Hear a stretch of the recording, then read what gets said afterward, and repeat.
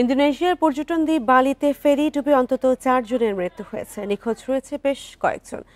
Bundle থাকলে প্রতি সেনমানিতে টাকা বাঁচবে। বিকাশ সেনমানি বান্ডেল কিনে জিতুন প্রতি লেনদেনে। বুধবার রাতে জাভা দ্বীপের পূর্ব উপকূলের বানুওয়াঙ্গি থেকে বালি যাওয়ার পথে ফেরিটি ডুবে যায়। এতে 53 যাত্রী এবং 12 জন ক্রু ছিল। নিখোঁজদের উদ্ধারে অভিযান চলছে জরুরি সেবার কর্মীরা।